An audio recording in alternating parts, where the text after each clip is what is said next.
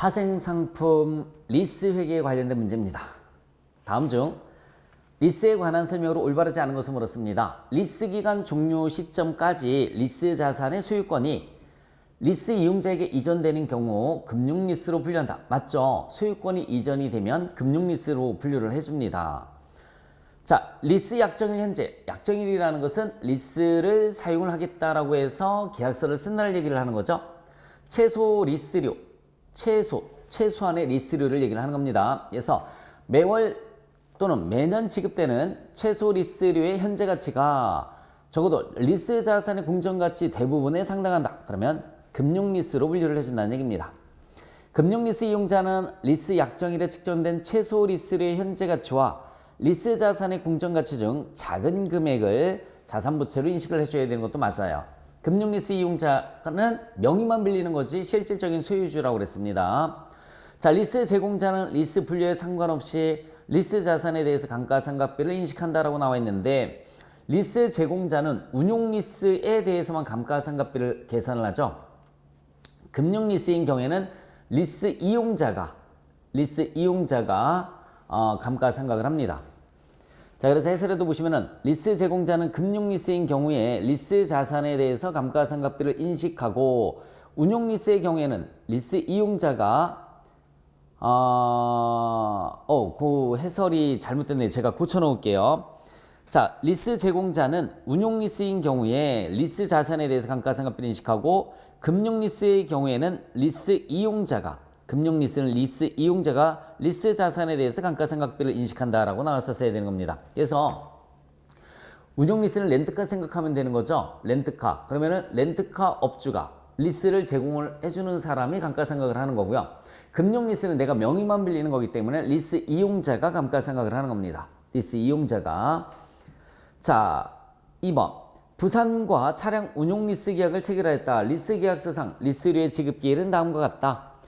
자, 리스료는 얼마인가 이렇게 물었습니다. 매년 지급되는 게 틀리죠. 200만원, 300만원, 400만원. 리스료가 매년 지급되는 금액이 틀리다 하더라도 매년 인식되는 리스료는 평균 금액을 인식을 합니다. 즉 200만원, 300만원, 400만원 다 더해주시면 900만원이잖아요. 900만원 나누기 3년이니까 매년 리스료로 인식되는 비용은 300만원을 인식을 해줘라. 답은 3번이 답이 되는 거예요. 그래서 매년 지급되는 리스료가 틀리다 하더라도 인식해야 되는 비용으로 인식하는 금액은 똑같은 금액을 인식을 해줍니다. 평균 금액을 인식을 해주시면 돼요. 자, 3번.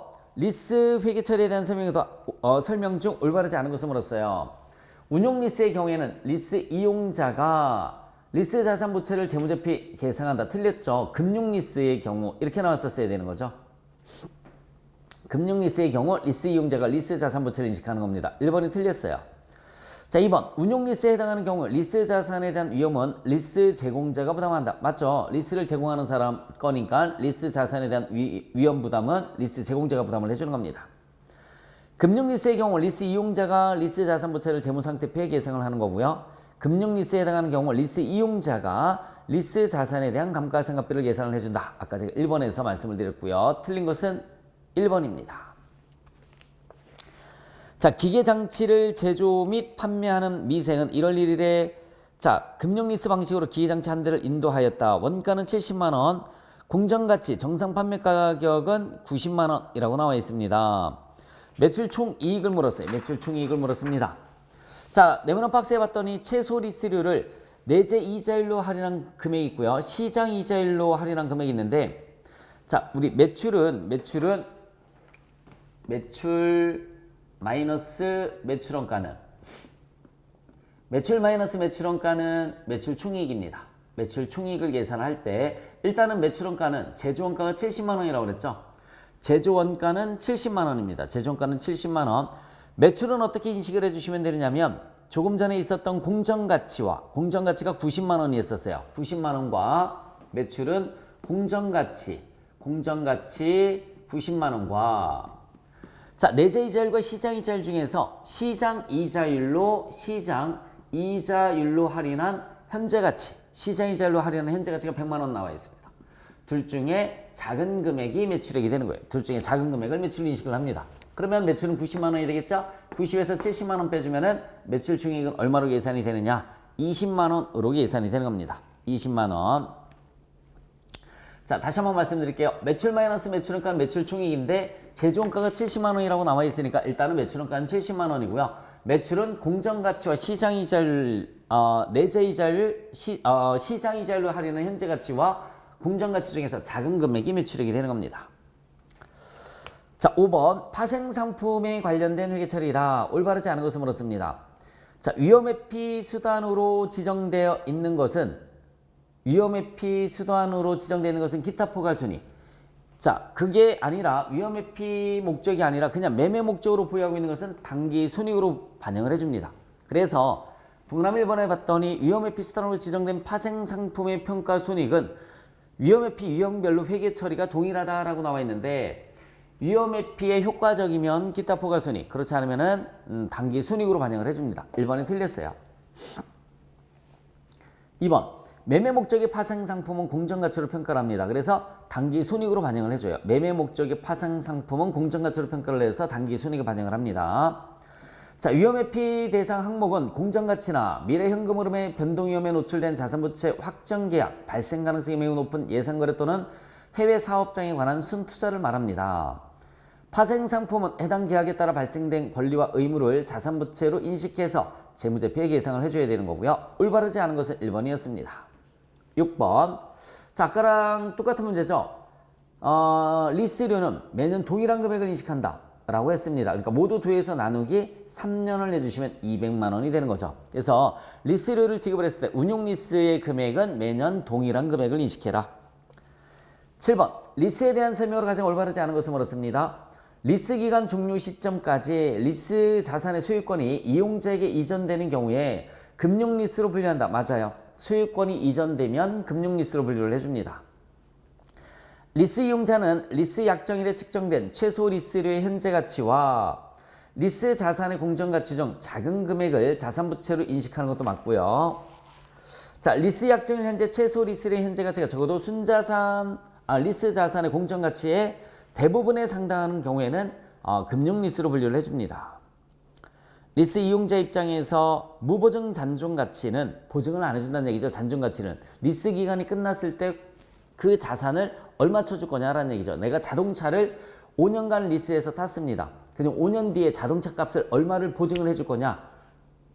아니다. 보증 못 해주겠다. 네가 사고 날 수도 있으니까. 이게 무보증 잔존 가치가 되는 거예요. 자, 그래서 무보증 잔존 가치이면 금액이 커지겠죠. 리스료가 커지겠죠. 최소 리스료에는 포함하지 않는다라고 나왔었어야 되는 겁니다. 그래서 리스 이용자 입장에서 무보증 잔존 가치는 지급할 의무가 없으나 최소 리스료에는 포함한다라고 나왔는데 포함되지 않는다라고 나왔었어야 되는 거예요. 4번이 틀렸습니다.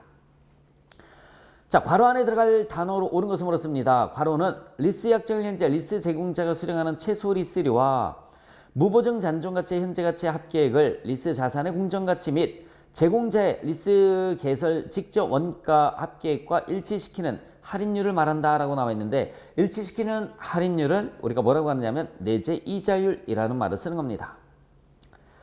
자, 파생금융상품 기능에 관한 설명이다. 올바르지 않은 것을 물었습니다.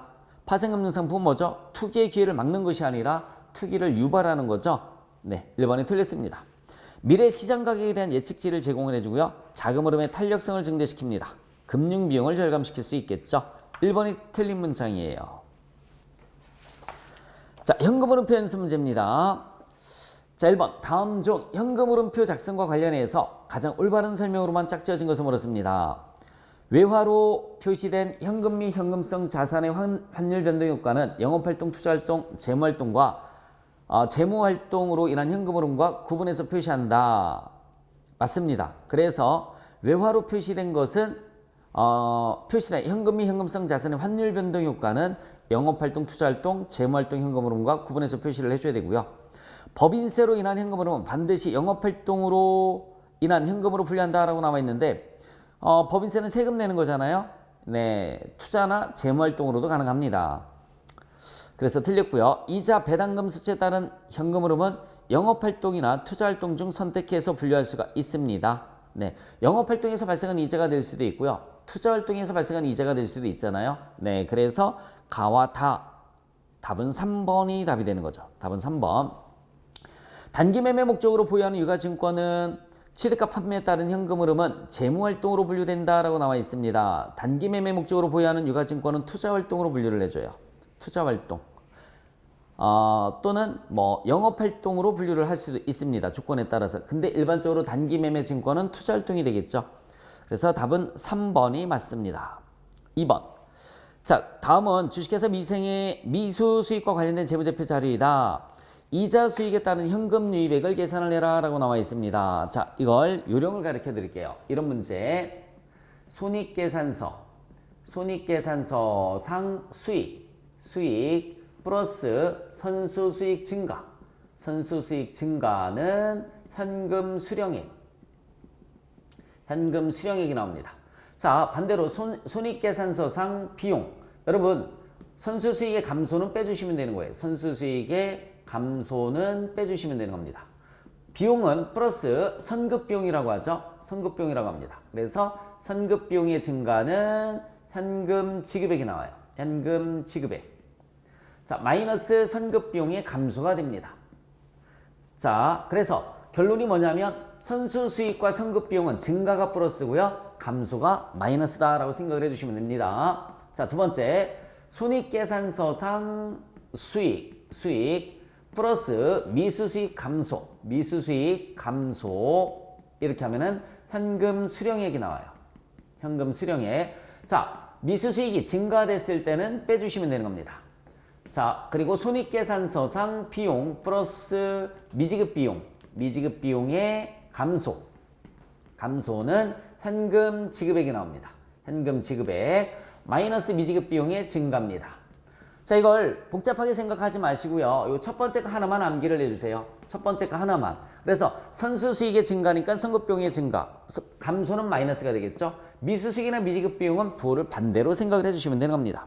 자, 그러면 여기에서 단기 거만 보시면 돼요. 손익계산서는 자, 미수수익이 나와 있으니까 여기다가 대입을 해주시면 되겠죠. 20만원에서 손익계산서상 수익 20만원에서 미수수익이 전기 대비 만원이 감소했습니다. 감소는 플러스를 해주라고 그랬으니까는 플러스 만원 이렇게 해주시면은 현금 수령액은 얼마로 계산이 되느냐면 21만원으로 계산이 되는 겁니다.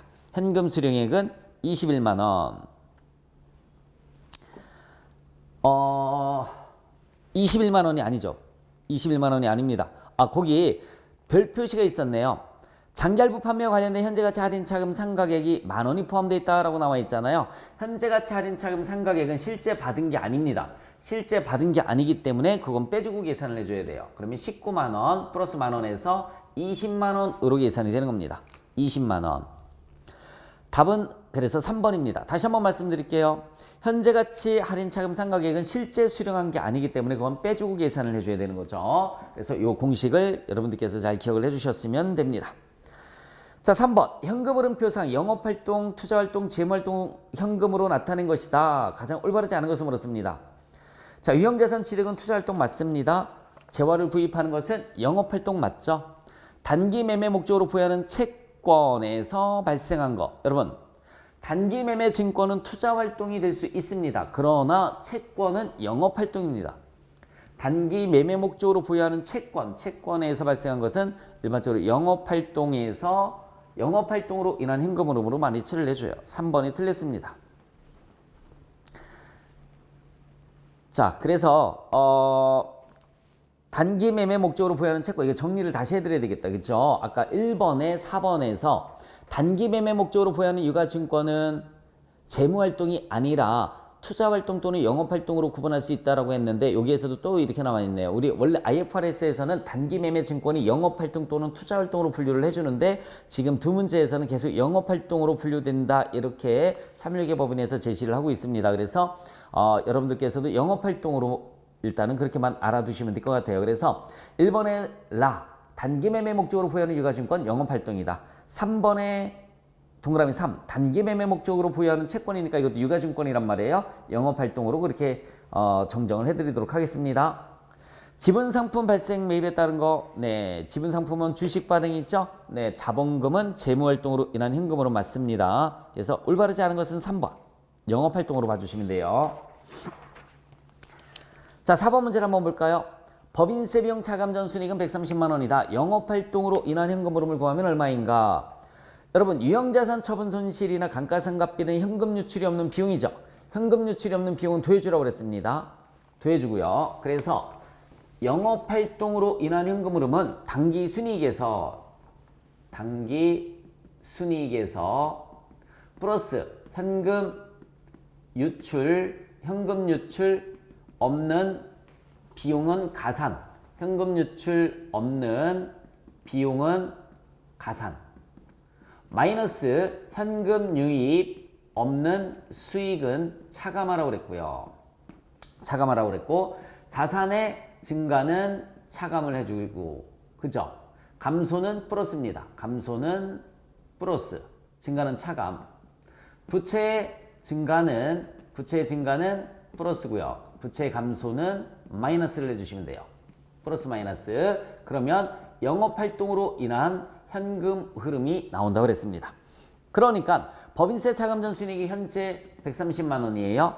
현금 유출 없는 비용이 두 건이 있습니다. 65만 원 있고요. 재고자산의 감소죠. 재고자산의 감소.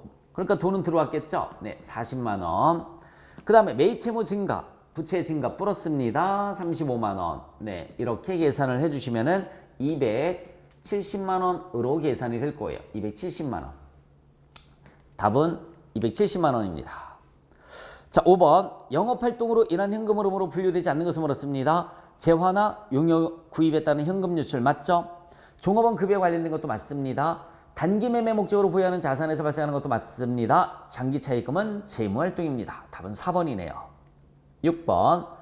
자, 법인세 차감 전 순이익은 500만 원이다. 영업활동으로 인한 현금 흐름을 구하면 얼마인가? 이렇게 물었습니다. 자, 500만 원이고요. 매출 채권이 전년도 비해서 50만 원이 감소했죠. 전년도에는 850만 원인데 당해년도에는 800만 원입니다. 자, 자산의 감소 플러스예요. 그렇죠? 50만 원 플러스를 해주시면 되고요. 매입채무라는 부채가 전년도 대비 증가했습니다. 30만 원 증가했으니까 부채 증가 플러스라고 그랬죠? 플러스 30만 원. 이렇게. 그러면 580만 원 3번이 답이 되는 겁니다. 580만 원 3번. 7번. 자, 직접법, 간접법이 있습니다. 올바르지 않은 것을 물었어요. 직접법은 현금 흐름을 개별 항목별로 파악할 수 있기 때문에 거래 유형별 현금 흐름의 내용을 쉽게 파악할 수가 있습니다. 자, 간접법은 단기 순이익과 영업활동으로 인한 현금 흐름의 차이를 명확하게 보여주고요. 지금 이게 간접법이에요. 단기 순이익 플러스 마이너스 들어가는 게 간접법이에요. 자, 간접법으로 영업활동 현금 흐름을 작성하더라도 이자 및 배당금 수취, 이자 지급, 법인세 납부는 직접법을 적용한 것처럼 별도로 표시를 해줘야 되고요. 4번이 틀렸네요. 자, 직접법, 간접법은 영업활동만 차이가 나는 거지 투자활동이나 재무활동은 똑같이 표시를 합니다. 그래서 영업활동으로 인한 현금 흐름을 어떻게 표시하느냐가 직접법, 간접법이에요. 제가 지금 칠판에 써드린 것은 간접법이에요. 우리가 일반적으로 쓰는 게 간접법이기 때문에 직접법은 거의 사용하지 않습니다. 투자활동이나 재무활동 흐름은 직접법이나 간접법이 똑같습니다. 네, 이렇게 해서 우리 현금 흐름표 문제까지 같이 풀어봤습니다. 수고하셨습니다.